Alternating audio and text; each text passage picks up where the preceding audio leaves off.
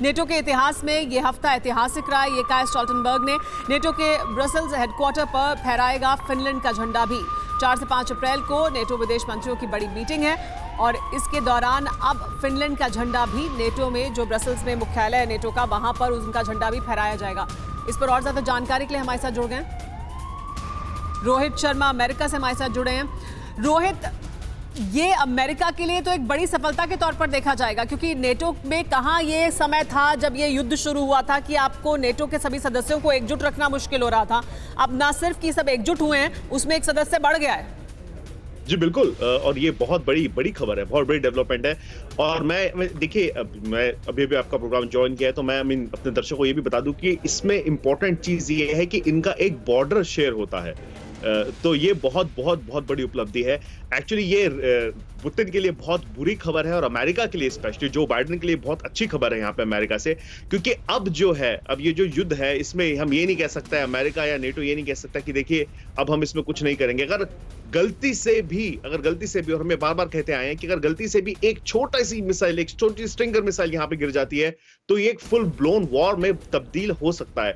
तो I think Russia के लिए, प्रेसिडेंट पुतिन के लिए ये बहुत बुरी खबर है। और जहां तक फिनलैंड का सवाल है, क्योंकि इतने सालों से ये तीतर कर रहे थे कि हमें ज्वाइन करना है नेटो या नहीं करना है नेटो, लेकिन ये बहुत बड़ी उपलब्धि है। और अब हम जो आने वाले समय हम देखने वाले हैं, मुझे लगता है या तो लेकिन रोहित, एक बड़ा सवाल ये भी तो है कि अमेरिका यूक्रेन को हथियार दे रहा है, वहां लड़ने के लिए नहीं पहुंचा है।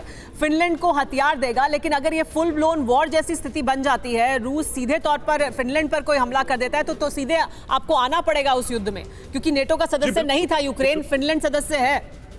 बिल्कुल, और मैं वही कह रहा हूं कि या तो यहां पे सिचुएशन और एस्केलेट हो सकती है, और या फिर फाइनली जो अमेरिका कोशिश कर रहा है कि किस तरह से डी एस्केलेट किया जाए। लेकिन जो खबर हमारे पास है, जो व्लादिमीर पुतिन कर रहे हैं, जिस तरह से उनकी एंटिक्स रही है, मुझे नहीं लगता कि ये वॉर एस्केलेट होने वाली है। आने वाले समय में बहुत क्लोजली हमें देखना पड़ेगा कि रशिया इसको किस तरह से लेता है, क्योंकि ये रशिया के डोर स्टेप्स पे, जो उनका नॉर्दर्न बॉर्डर है, वहां पे अब अमेरिका अपनी सारी मिसाइल्स लगा सकता है, इंक्लूडिंग न्यूक्लियर पेलोड, जो बहुत बड़ी बात है। और इसी के कारण व्लादिमीर पुतिन ने जो है इस बात को कैसे डिनाई कर दें कि रशिया इस बात से वाकिफ नहीं था, क्योंकि यूक्रेन वॉर शुरू होने के बाद फिनलैंड की हम ये कहें कि ये जो जद्दोजहद थी इतने महीनों से उनके प्रधानमंत्री की तरफ से की जा रही थी, उसको आज अगर अमली जामा में लाने में अगर संभव रही है वहां की पीएम, तो जाहिर सी बात है पुतिन इस बात से वाकिफ थे। और इस बॉर्डर एरिया को देखते हुए पुतिन जिस तरीके से एग्रेसिव मोड में यूक्रेन के खिलाफ रहे हैं, जाहिर सी बात है फिनलैंड भी इसको लेकर वाकिफ रहा है। अब क्या किया जा सकता है ऐसे माहौल में? क्या फिनलैंड को भी सिर्फ और सिर्फ अमेरिका पर डिपेंड करना पड़ेगा?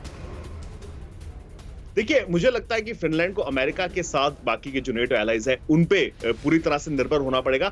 और कहीं ना कहीं देखिए, इसमें सबसे बड़ी बात है कि इतने सालों से ये कवायद चल रही थी कि इस देश को भी नेटो में आया जाए, लेकिन ये हुआ नहीं है। अब फाइनली हो रहा है इतने सालों बाद। तो कहीं ना कहीं मुझे लगता है एक थ्रेट रियल है।